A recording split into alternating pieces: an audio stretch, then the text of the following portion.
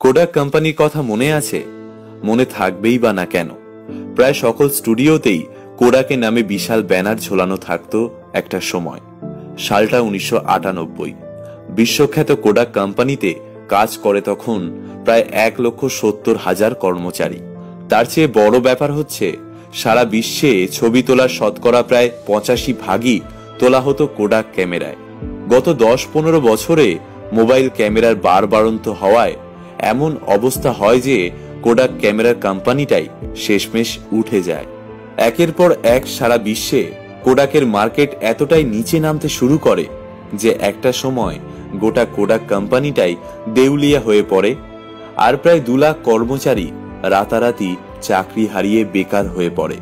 ওই একই সময় শুধু কোডাক না, আরো অনেকগুলো বিশ্বখ্যাত প্রতিষ্ঠান নিজেদের ব্যবসা বন্ধ করতে বাধ্য হয়েছিল।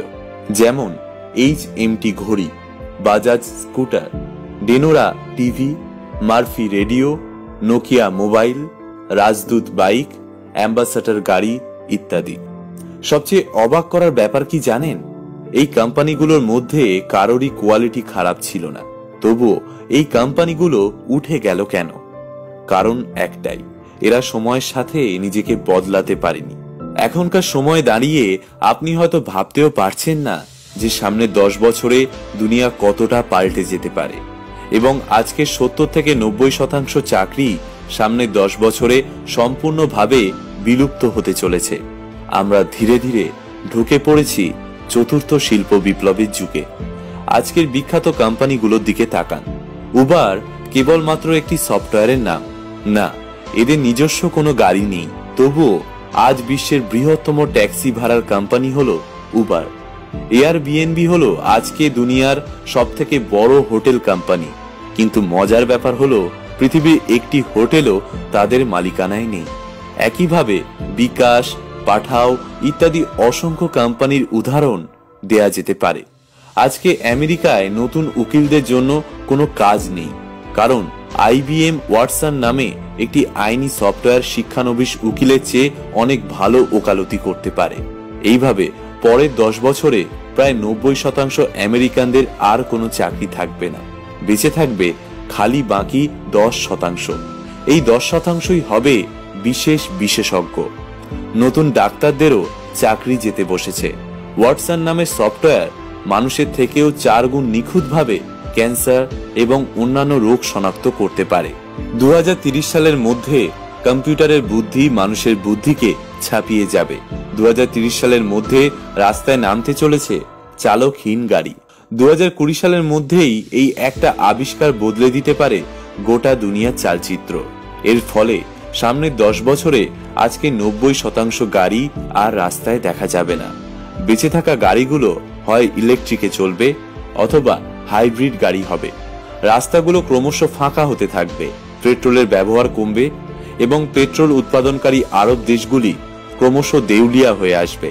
তখন গাড়ি লাগলে উবারের মতো কোনো সফটওয়্যারের কাছেই গাড়ি চাইতে হবে, আর গাড়ি চাইবার কিছুক্ষণের মধ্যেই সম্পূর্ণ চালকবিহীন একটা গাড়ি আপনার দরজার সামনে এসে দাঁড়াবে। আপনি যদি অনেকের সাথে ওই একই গাড়িতে যাত্রা করেন, তাহলে মাথাপিছু গাড়ি ভাড়া বাইকের থেকেও কম হবে। গাড়িগুলো চালকবিহীন হওয়ার কারণে 99% দুর্ঘটনা কমে যাবে, এবং সেই কারণেই গাড়ি বীমা করানো বন্ধ এবং গাড়ি বীমার কোম্পানিগুলো সব উঠে যাবে।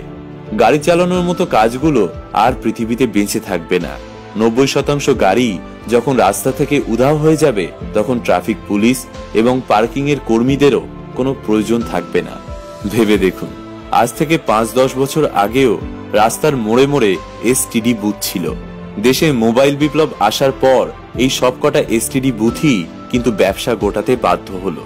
যেগুলো টিকে রইল তারা মোবাইল রিচার্জের দোকান হয়ে গেল। এরপর মোবাইল রিচার্জেও অনলাইন বিপ্লব এলো।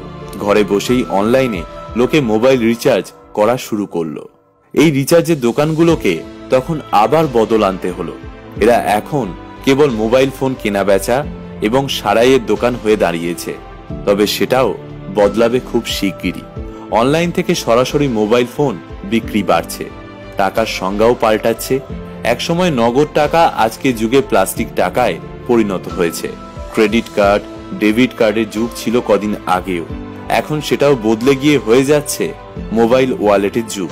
বিকাশের রমরমা বাজার, মোবাইলের এক টিপে টাকা এপার ওপার।